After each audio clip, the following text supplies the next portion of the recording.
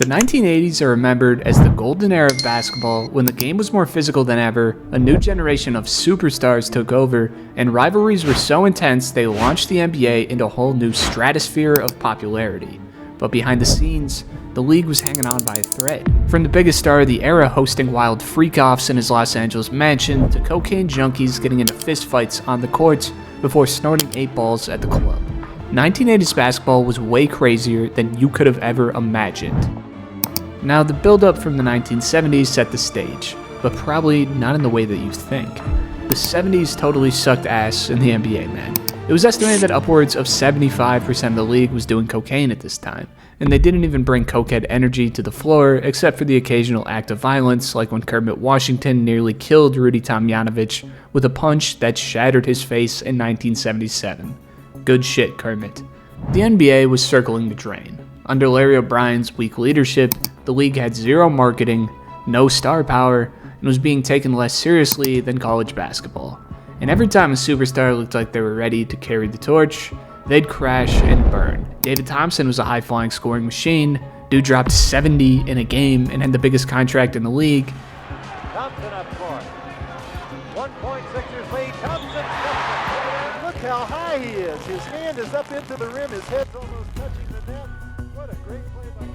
He was idolized by kids around the globe, including Michael Jeffrey Jordan, who modeled his game after him. But fast forward a couple years, and he's in rehab and jail blown out by cocaine. Then there's Marvin Bad News Barnes, who beat out Moses Malone for Rookie of the Year and was putting up 24 and 16 as a rookie, but lived like he was John Gotti. He'd show up to the locker room in a fur coat and sunglasses with a briefcase full of blow, a Glock in his pockets, and a woman on each arm. He missed team flights, snorted cocaine on the bench, dropped over $1,000 a day on blow, and was out of the league by 26 years old. Shit really got out of hand. But just when the NBA looked like it was going to collapse entirely, 2 college kids emerged that would end up saving the entire league. Larry Bird, the trash man from Indiana, was now averaging near 30 and 15, dragging Indiana State, a team literally nobody cared about, into the national spotlight. Magic Johnson, a 6'9" point guard with flash, charisma, and vision like we've never seen before or again, was lighting up Michigan State. 2 Midwest legends, 2 hometown heroes, 1 championship game. The 1979 NCAA title between Bird and Magic was easily the most iconic in the history of the sport, drawing in a ridiculous 35.1 million live viewers, the most in college basketball history. And from there, the NBA's luck finally started to turn. Bird was drafted by the Celtics the year prior. Magic went number 1 overall to the rival Los Angeles Lakers. This really seemed to be too good to even script. But in the formation of the league we love, a little bit of dumb luck certainly went a long way.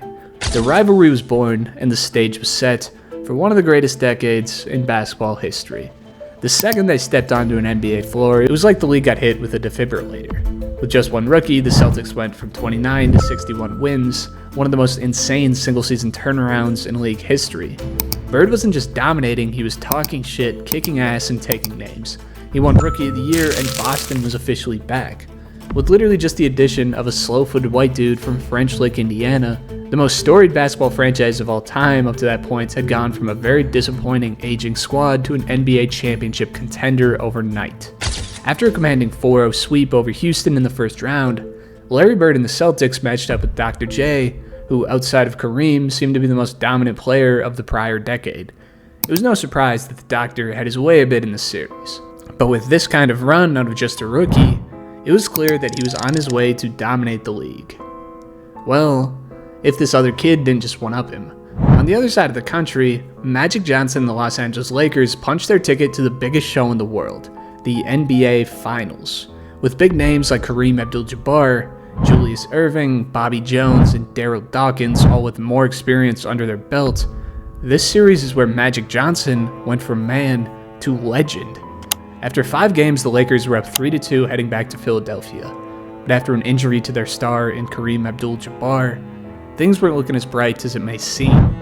With an all-time great center matching up with you in Daryl Dawkins, and a major hole at the center position from the Lakers, how the hell are you supposed to game plan this? Well, the Lakers were just about as clueless as the rest of us, it seemed, opting to put their starting point guard in Magic Johnson at the center position in an attempt to close out the 76ers at home. It may have seemed like a silly move at the time, but what the Philly crowd was about to witness was one of the greatest individual performances that basketball has ever seen. Half ball. Stolen by Nixon on the bad pass. Norman comes back, and here's Magic inside for the layup. Send him to the free throw line. Jones, 9 on the shot clock. Whip it inside to Magic. And then they're out of position when they commit fouls like that play on Cooper. Here comes the 20-year-old rookie down the middle. Dawkins went to him and scored and sent him to the line. With one of the craziest stat lines in a closeout game in history at 42 points, 15 rebounds, and 7 assists with 3 steals and a block, Magic Johnson had one of the best finals performances of all time, let alone for just a rookie. With Bird seemingly ready to gain control of the East and Magic already on top of the world, the NBA was clearly back on top. Right? Well, in actuality, this wasn't even close to the truth. The NBA was so far behind other sports that Magic Johnson's legendary performance was on tape delay, broadcasted hours behind its actual occurrence. This may seem ridiculous nowadays, but even with the addition of superstar talent in the 1980 season, the NBA was still a fucking joke, man. Drugs still reigned over the NBA like a dark cloud that would not go away. Terry Furlow was a good friend of NBA greats like Julius Erving and Isaiah Thomas, who had reached a high point in his career. When talking about Furlow, his Atlanta coach stated, "He was competitive as hell. He'd fight you in a game, and he understood the toughness of the NBA. There were some other things that he just couldn't get past." Sadly, Furlow was a contributor to the cocaine problem in the NBA. He was a good player, by most accounts a good father, friend, and teammates, but sadly his problem with drugs would inevitably destroy him that season. After closing the door on what was his best season to date with the Utah Jazz, Furlow would go out with teammate Foots Walker for a few beers and maybe a little booger sugar as well. Unfortunately, Terry Furlow decided to drive home that night, crashing into a light pole with cocaine and Valium in his system, along with open beers and bags of weed in the car, killing himself and leaving his son fatherless. At the same time is when the GOAT Marvin Barnes would be playing his final days in the NBA at the end of his downward spiral. This dude was so coked up, not understanding the concept of time zones, and refused to step onto a plane that was set to land earlier than it departed because, quote, "I ain't getting in no damn time machine." Marvin Barnes opted to rent a car and drive 5 hours in a rental instead. I mean, this guy was so messed up on drugs, he damn near became a different person. My motto was live hard and die young. I didn't expect to be around long, so I figured I'd die in a shootout where I grew up. I lived for the moment, so I drank, used marijuana, and snort coke when I could. The coke intensified everything. When I got that rush, I thought the coke was making me a better ball player. Barnes, although promising at one point, was a complete shell of himself by the 1980 season, averaging 3 points a game, and was also getting in trouble for shit like taking loaded guns on airplanes.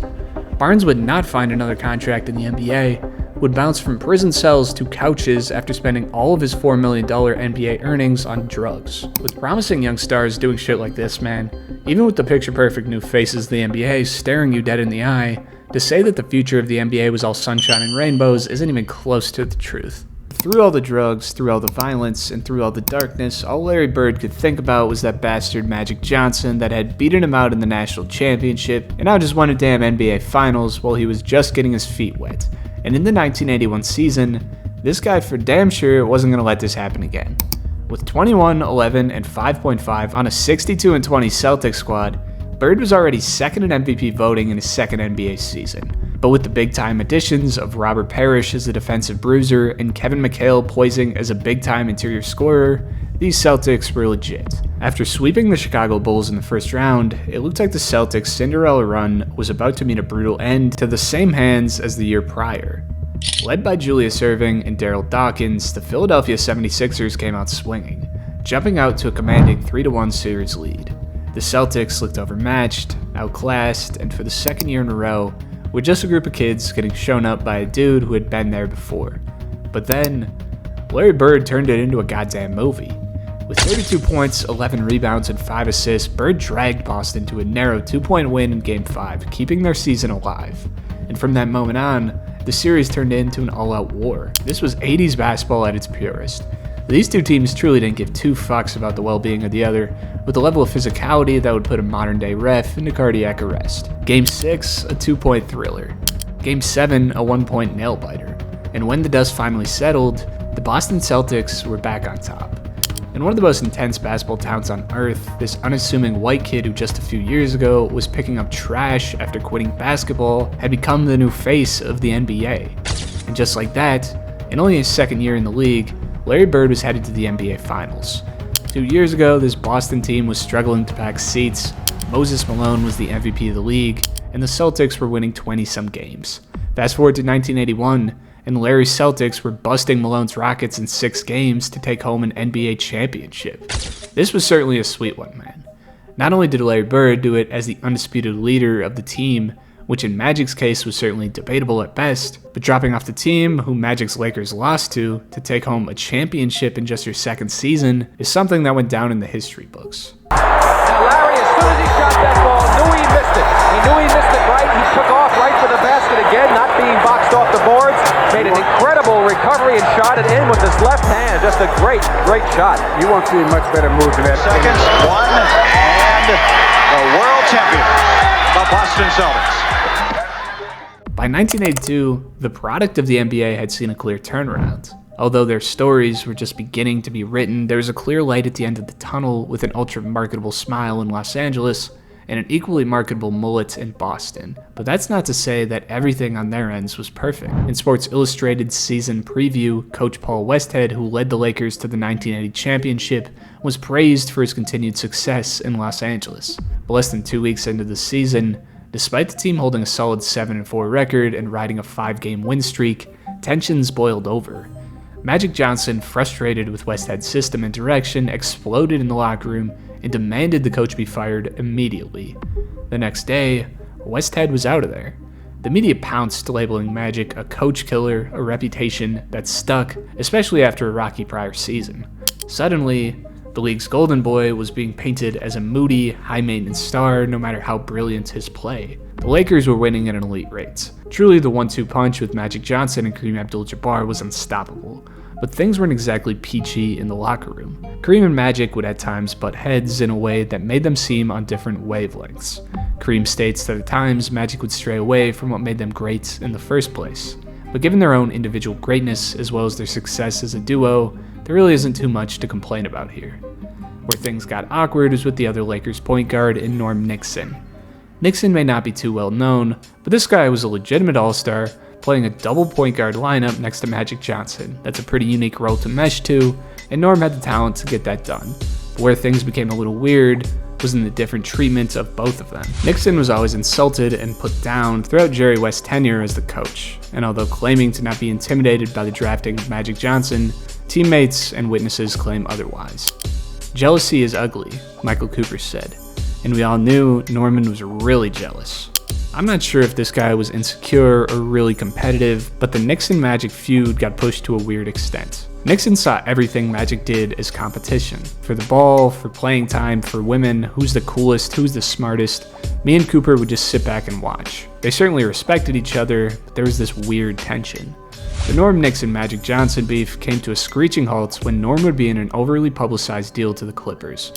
To this day, Magic and the Lakers claim Magic didn't have a part in this, in which Nixon himself still believes, but that didn't make the scenario any less strange. The Lakers received word that Nixon may have had a bit of a drug problem, which would of course be as good of a reason as any to ship him out of Los Angeles where the fit wasn't perfect for a number of reasons. At this point, Nixon was being followed by investigators hired by Jerry West, who claimed to have found him at one point speaking to drug dealers. Reports of Nixon being a cokehead who was caught buying quaaludes surfaced, which were denied by multiple close parties of Nixon. But regardless, the weird locker room tension in Los Angeles only became weirder as Nixon would be traded following the issue. Despite drama at every twist and turn, shit just always tends to work out for the Lakers, man. They crushed the rest of the league in the 1982 season. They finished 57-25, which may not seem insane on paper, but they swept the Suns in the first, swept the Spurs in the second, and spanked the 76ers in 6 games in the NBA Finals to hoist the trophy after only losing 2 games all playoffs. And just when you thought it couldn't get any more unfair, the Lakers walked into the draft and grabbed James Worthy with the first pick. How the hell do you beat that? James Worthy fit their up-tempo offense like a glove, serving as one of the best third options in NBA history. I mean, this is why everyone hates these guys, man. Even when shit seems to be hitting the fan, of course it always just has to end up peachy perfect. And Larry Bird was hating every minute of it. Playing with a bit of championship hangover, The 1982 season was a low point for Larry Bird. Larry finished as second in MVP voting, which you could just kind of come to expect from him at this point, but with a big three of his own in Boston, and the #1 odds to take home another championship, Larry fell flat on his face. Matching up with the squad that gave him more hell than any, the Philadelphia 76ers just had this guy's number, holding Bird to well below his regular season averages at just 18 points on 41% from the field and 20% from three. The Philadelphia 76ers were able to contain the Birdman enough to squeak by into the NBA Finals. I mean, this was his worst series of his life. Larry was richer than his wildest dreams as a poor kid from Indiana, touched gold in his second season, and by his fourth, was somewhat coasting. At 56-26, this was the worst Celtics team with Larry Bird on the roster up to this point. In matching up with the Milwaukee Bucks in the second round, the Bucks may have been a higher seed, but this was cakework. Sidney Moncrief and Marquise Johnson, these are very good players, and I'd even call them very underrated, yet these guys shouldn't be beating Bird, McHale, and Parrish in a 7-game series, and these guys sent the Celtics packing in a 4-0 sweep. What the fuck? The Celtics were at the lowest points of the Larry Bird era. Sure, this guy was able to get them one championship, but who knew if this thing was a one-time run, or if this guy was going to elevate to the next level, and getting swept by the Milwaukee Bucks in the second round really wasn't giving anyone much hope.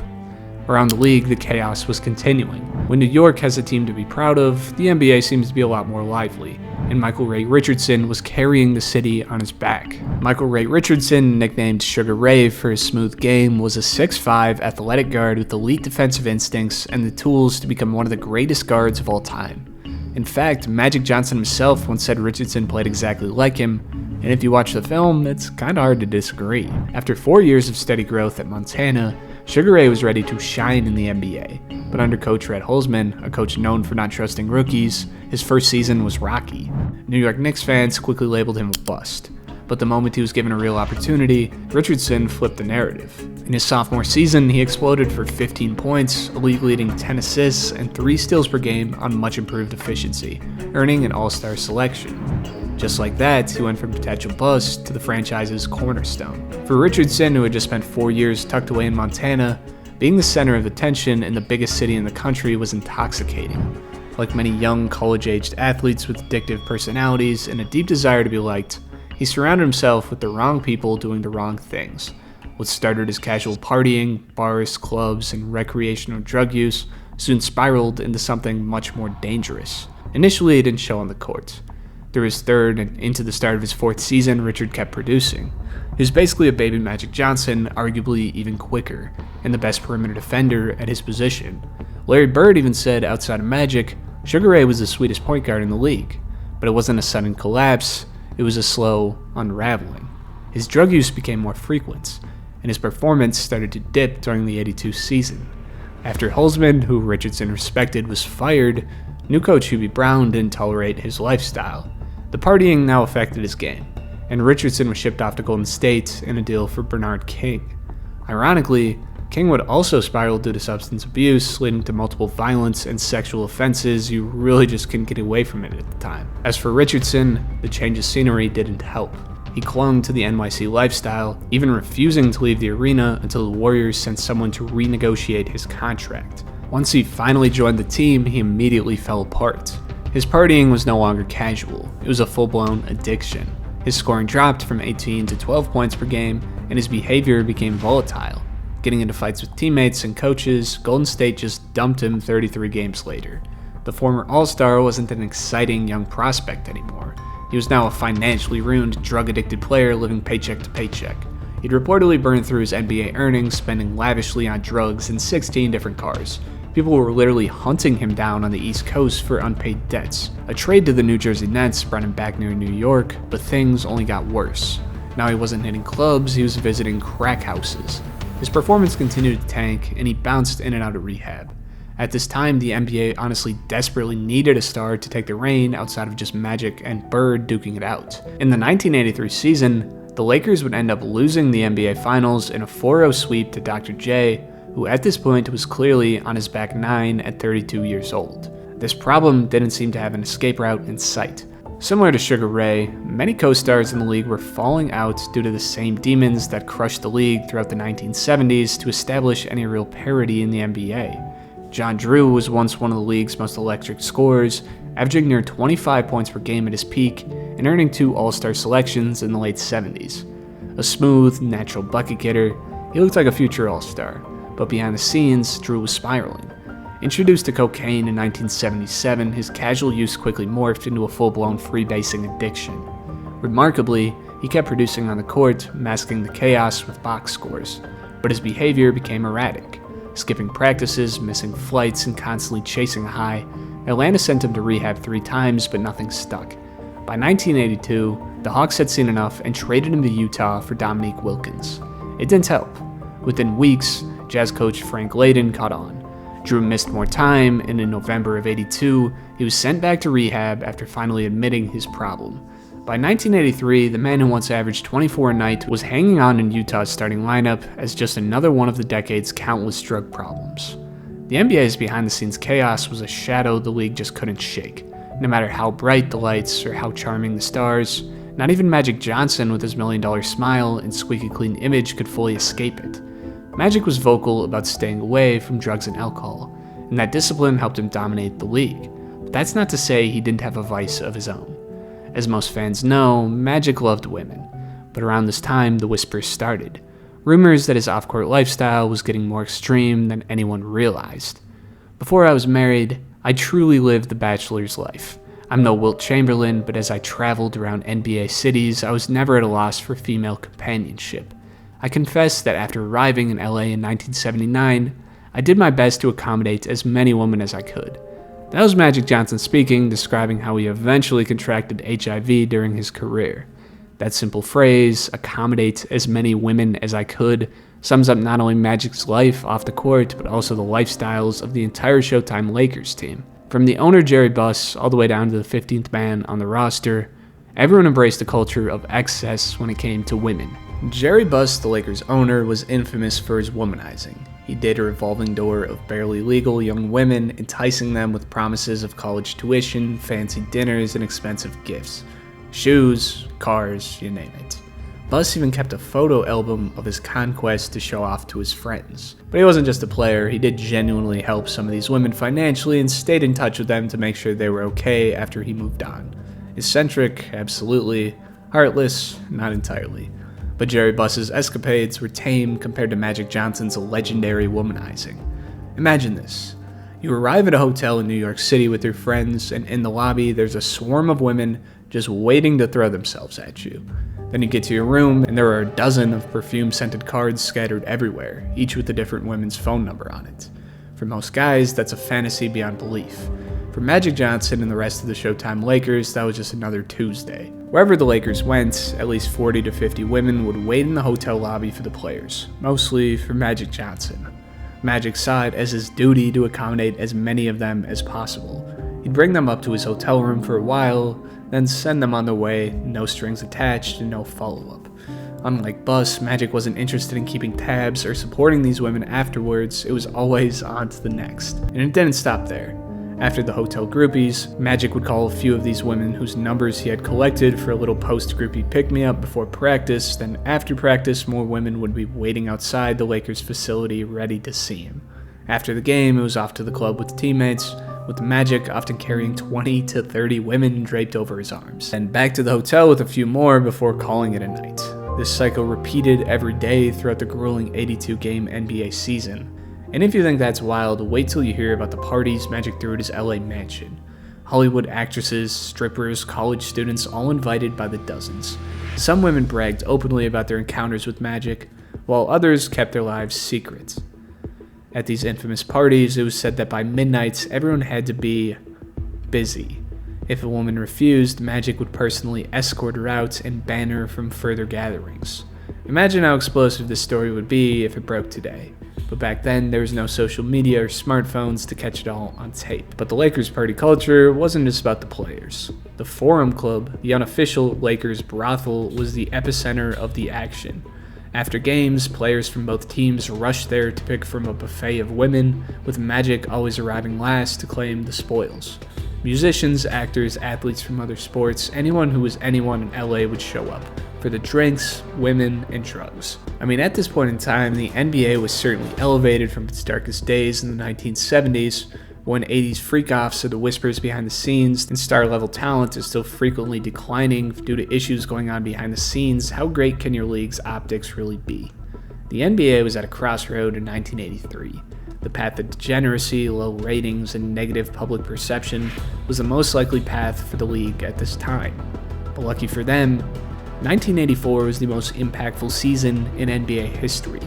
The year started off with a bang, with former league attorney David Stern getting the keys to the castle. Immediately, David Stern made his mark, implementing a 3-strike drug policy introduced to get players help that they needed, incentivizing taking accountability for your own mistakes, and most of all, to take care of the NBA's drug problem for good. This guy wasn't playing around. Sugar Ray Richardson may have been one of the sweetest guards in the league, but David Stern looked the man in the eyes and told him he will never play in the NBA again, slapping a lifetime ban on his wrist. John Drew didn't want to stop smoking crack rocks. Banned. The problem in the NBA didn't stop immediately, but at a time where it was rumored that 75% of the league was on drugs, David Stern made it known that for a problem this serious, the punishment was going to be even more severe, laying down the blueprint for a world with a clean NBA. With the league's biggest issue finally being addressed, this made way for one of the greatest seasons of basketball that the league had ever seen.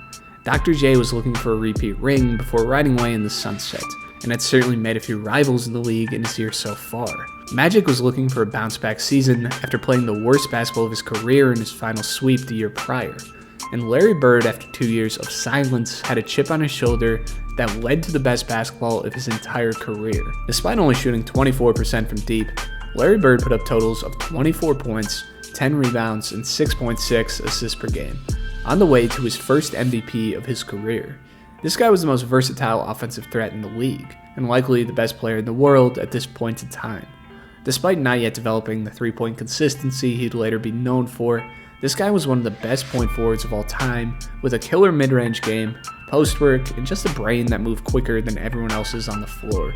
While Magic and Kareem were essentially neck and neck on the Lakers, Bird was the clear leader of the Celtics squad that contained super legitimate depth and physicality to get back to the promised land. After a 62-20 regular season, Larry Bird carried the Celtics over the Bullets in round 1, the Knicks in round 2, and gave the Bucks a personal ass-beating of a series to get them back for the year prior, and catapult his team back into the NBA Finals. Boston was back, man. After a 2-year hiatus where Bird's longevity and legacy were given significant doubt, the best season of his career landed Boston back to where they belong.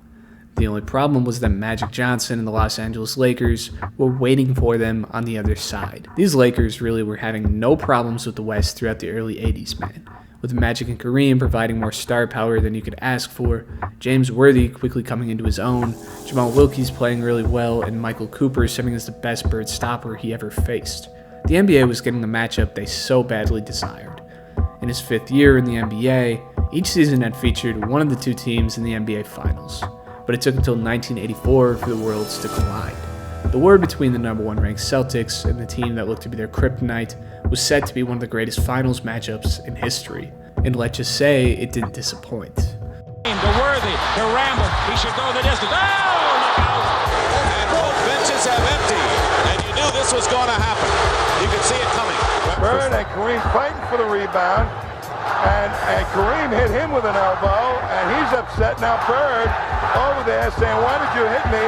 And Kareem saying, "Listen, pal." An all-out slugfest of physicality resulted in one of the most legendary series in NBA history. Back and forth drama, late game heroics, and some outrageous scoring explosions. Larry Bird came up huge in an OT thriller, while Magic Johnson reminded the world why he was already the greatest playmaker to ever touch a basketball. Trading wins like heavyweight punches, the series got ugly. Elbows flew, bodies hit the floor, and tempers ran high. And in the sweltering Boston Garden, no air conditioning in games 5 and 7, and it felt like basketball in a furnace. If you're a fan of 80's basketball antics, you've rewatched this series more than any other. Bird dropped 27 and grabbed 14 boards in the finale, doing everything he could to bring it home. And when you're facing Magic, Kareem, and Worthy in a 100-degree hotbox, nothing feels comfortable, especially after getting hounded in LA the game before. Game 7 could have gone either way. The The stakes were enormous. This wasn't just a championship, it was a potential shift in the league's power. But the Garden, packed to the gills. And then they let a few more fans in anyways. Bird didn't shoot well, but Cedric Maxwell delivered in the clutch, and Bird still found ways to impact every other part of the game. With fans creeping onto the courts and the tension at its peak, Bird sealed the game at the line. Ice cold. And the Celtics claimed their 15th title. And man, this one had to feel good.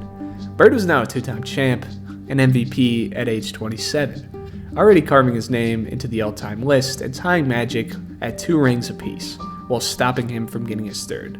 That probably meant more than anything else. I wasn't alive for another 15 years, but this final still gives me goosebumps, man. The two biggest stars in basketball emerging into their primes at the same time, finally getting their chance to show the world what they can do with a 7-game back-and-forth series that kept the world wanting more. This is why your dad won't shut the fuck up about the old days, man. Basketball was as big as it had ever been with Larry Bird on the cover of every magazine, and Magic Johnson being the star of every commercial. But if this season couldn't get any crazier with the West Coast and East Coast rivalry fully formed, the Midwest would get their own superstar that they could hang their hat on. And now we are ready for the third pick, and the Chicago Bulls, who have been drafting very high down through the years, and they have the third pick today. The Chicago Bulls pick Michael Jordan of the University of North Carolina. With a new superstar to be in Chicago, what a better piece to spice up the league at the time it was finally catching its break than adding the talent that would go on to become the greatest player it has ever seen. The 1984 season truly changed everything for the NBA, because after this point, basketball was officially must-see TV. Magic and Bird came back even better, man, with Magic increasing his statistical output up to 18, 12.6, and 6 with 62 wins for the season, only to come in second place in MVP to Bird, who put up a crazy 29, 10, and 7, now shooting a ridiculous 52, 43, and 88. The Bird-Magic rivalry was looking as strong as ever, now with more than enough surrounding pieces to keep the league exciting. Jordan put up crazy totals for a rookie, scoring 26.5 points with 6 boards and 5.5 assists per game to take home the Rookie of the Year. At the same time, the Rockets and their number 2 pick in Hakeem Olajuwon made a crazy leap up 20 wins after forming one of the most unique lineups of all time with Hakeem Olajuwon and Ralph Sampson. Even the formation of the Bad Boys Pistons, who took over the league, had began to form, but let's get to that later. The league was at a high point with up-and-coming talent keeping excitement at its peak. But throughout the excitement, Bird and Magic did everything they could to keep the league in the palm of their hands. Bird was beating the fuck out of Dr. J for looking at him funny. Magic was farming aura by admitting to smashing 6 chicks at once. It was pretty exciting times. To make what was basically a short playoffs even shorter, Bird and the Celtics sprinted through the East, stomping out the Sixers, who were no longer on the same planet as them, and the Lakers were basically a guarantee to make the finals as long as Magic stayed healthy. So come the time for the NBA Finals, the world got the rematch they were waiting for. After a complete ass-whooping of a Game 1 from the Celtics, the Lakers flat out looked like the better team. Despite being about 72 years old, Kareem just stayed calm and consistently tossed hook shots into the basket, winning Finals MVP and getting back at the Celtics in a 4-2 series win with Kareem's 29 points, Worthy's 28, and Magic's triple-double, taking down Boston on their own home turf. These guys owned the decade, man, with 5 of the first 6 chips of the 1980s going to either the Lakers or Celtics. These guys each had etched their name in the history books by this point, but by 1986, things had already started to change. The rise of the Twin Towers was unlike anything that the NBA had ever seen before. The Houston Rockets may have won just 51 games in the regular season, but come playoff time in a 7-game series, you were going to have an insanely difficult time matching up with these guys. Hakeem Olajuwon was what I believe to be the greatest defender to ever live, averaging 3.4 blocks and 2 steals per game. He was ridiculous, while his power forward sharing the block next to him was a 7'4" freak of an athlete. At a time where the Lakers literally owned the Western Conference, this team was the one that looked to be set to push them out of their position, but who would have guessed it would be this soon? Matching up with the Lakers in the Western Conference Finals, Olajuwon and Sampson proved to be a total matchup nightmare for a team that was getting quite a bit older. Combining for 50, 20, and 6 with 6 blocks per game, the Lakers' repeat tour was embarrassingly shut down by a team led by a 23-year-old center in just 5 games. The Celtics had less of an issue getting through the East after a 67-win season led by Larry Bird with the rare MVP three-peat. The Celtics squad was likely the best Celtics team that the city has ever seen, but with a pair of bigs waiting for them on the other side, this matchup truly did feel like the other's biggest kryptonite. With Parrish, McHale, and the addition of former MVP Bill Walton, the Celtics may have had the second best front court in the NBA, while matching with far and away the best in the NBA. But luckily for the Celtics, with the MVP on their squad, he could provide a 24-point near triple-double to send the Rockets home in 6. Despite a bit of a shakeup, the league truly did reside in the hands of the two giants in LA and Boston. But unfortunately for Houston, and unfortunately for the world, this thing was about to collapse.